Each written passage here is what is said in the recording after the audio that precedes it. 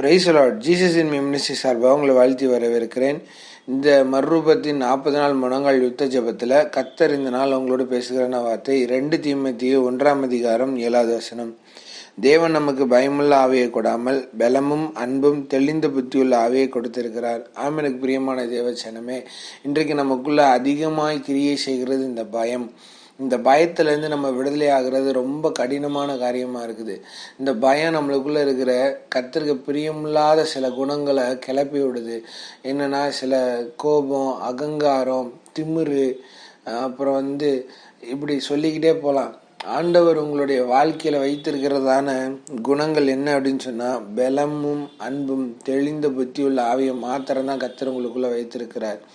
பலத்தின் ஆவியானவர் உங்களை இழக்கட்டும் பொழுது நீங்க பலன் இல்லாதவங்களாய் நீங்க காணப்பட மாட்டீங்க. அப்ப உங்களுடைய பேச்சு எடுபடணுன்றக்காண்டி நீங்க அந்த இடத்துல நீங்க திமிரா நடந்துக்கிறத காட்டிலும் ஆவியானவர்ல மனத்தாழ்மையாய் உங்க தயவு எனக்கு வேணும்ப்பா ஆண்டவரே, மனுஷ தயவும் தேவ தயவும் எனக்கு தேவைப்படுதுப்பா, நீங்க எனக்கு தயவாய் இருந்து எனக்கு பலப்படுத்தி என்னை நடத்துங்கப்பான்னு சொல்லி ஆண்டு சமூகத்துல உங்களை தாழ்த்தி நீங்க செபிக்கும் பொழுது அந்த பலத்தின் ஆவியானவர் நீங்க என்ன காரியங்கள் செய்து கொண்டு இருந்தாலும் அதுல உங்களை பலமாய் உங்களை இடை கட்டுவார். ஆமென். அதே போல அன்பின் ஆவியானவர் உங்களுக்கு எப்படிப்பட்டவராக இருக்கிறாருன்னு சொன்னால், அன்பாய் உங்களை நடத்துவதற்கு ஈஸியாக இருக்கும். அநேகர் அன்பு காட்டுறேன்னு சொல்லி உங்களை ஏமாற்றிருக்கலாம். அந்த காயங்கள் எல்லாம் மாறணும் அப்படின்னா இயேசுவின் அன்பு அது உங்களை ஆளுகை செய்யணும். நீங்கள் உங்களுடைய நேரங்களையும் காலங்களையும் மனுஷங்க மத்தியில் செலவு செய்கிறீங்க.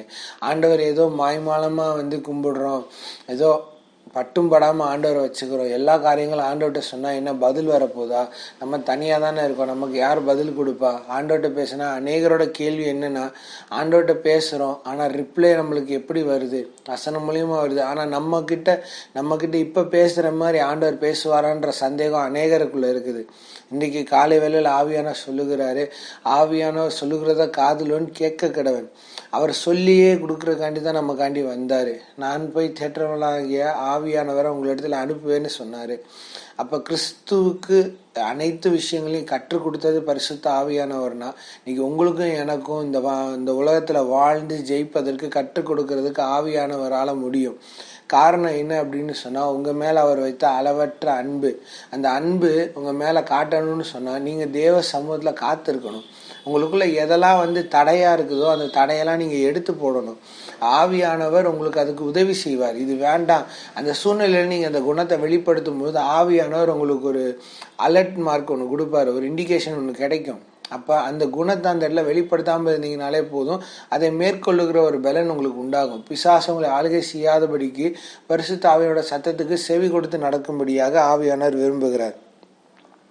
தெளிந்த புத்தியுள்ள ஆவியை கொடுத்திருக்கிறாருன்னு சொன்னா, தெளிந்த புத்தி எதுல இருக்கணும்னா, நீங்க உங்களுக்குன்னு கொடுக்கப்பட்ட அந்த தாளந்த அந்த திறமைகள்ல கர்த்தர் உங்களை நடத்தும்படியாக விரும்புகிறார். இந்த காலை வேளையில நீங்க கையின் பிரயாசங்கள் செய்றீங்க, ஆனா உங்களோட கையின் பிரயாசங்கள் ஆசிரியப்படலை அப்படின்னு சொல்லி நீங்க அநேகர் வருத்தப்படுறீங்க. பிசினஸ் தவங்கன்னா அதுல ஒரு முடக்கம், உங்களுக்குள்ள ஒரு பெருக்கமே இல்லாத ஒரு சூழ்நிலை, இப்படியெல்லாம் இருக்கும் பொழுது எப்படின்னா அது எரிச்சல், கோபம், என்னதான் நடந்தாலும் கடவுள் எனக்கு இப்படியே வச்சிருக்காரு, என் தலையெழுத்து, இப்படியெல்லாம் அநேகர் புலம்புறதை நம்ம கேட்டிருக்கிறோம்ல.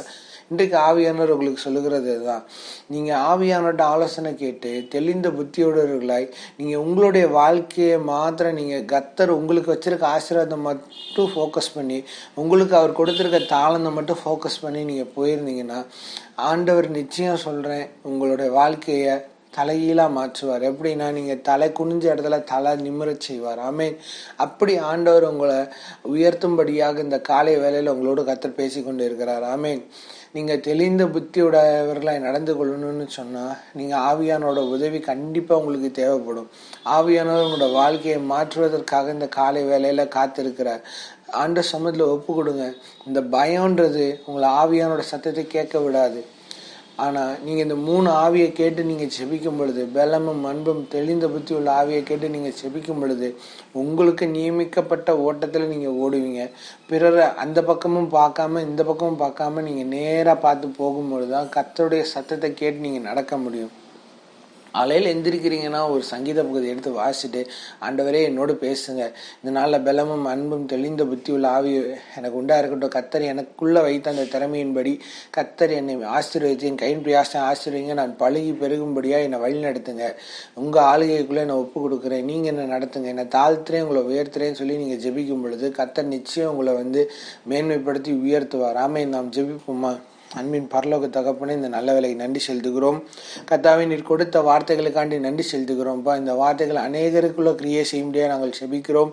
ஆண்டவரே, இதை கேட்கிற ஒவ்வொருத்தரோட வாழ்க்கையிலே ஒரு மறுரூபத்தின் இருதயம், மறுரூபத்தின் சிந்தை உண்டாகட்டும். இயேசுவின் நாமத்தினால் ஆண்டவரே, பயம் இவர்களை விட்டு நீங்கி போவதாக, பயத்தின் ஆவி நீங்கி போவதாக சொல்லி நாங்கள் செபிக்கிறோம். பிள்ளைகளோட வாழ்க்கையில தரித்திரியம், சாபம், இயலாமை இப்படிப்பட்ட காரியங்களை எதுவும் வராதபடிக்கு, திமிரு, மேட்டுமை இப்படிப்பட்ட குணங்கள் உங்களுக்குள்ள வராதபடிக்கு அந்த விதைகள், அந்த மரங்கள், அந்த கனிகள் இயேசுவின் நாமத்தினால பரிசுத்த அக்னியால சுட்டரிக்கிறேன். பிசாசின் வலுசற்பத்தின் கிரியைகள் இயேசுவின் நாமத்தில் பிள்ளைகளை தாக்காதபடிக்கு, ஜென்ம சாபங்கள், பரம்பரை சாபங்கள் பிள்ளைகளை தாக்காதபடிக்கு கர்த்தர் வெளியே எடுத்து பாதுகாத்துக் கொள்ள முடியாது நாங்கள் செபிக்கிறோம்ப்பா. அற்புதமாய் நடத்துங்க, அதிசயமாய் நடத்துங்க, ஆச்சரியமாய் நடத்துங்க. இயேசு கிறிஸ்துவின் நாமத்தில் வேண்டிக்கிறோம் நல்ல பிதாவே. ஆமேன்.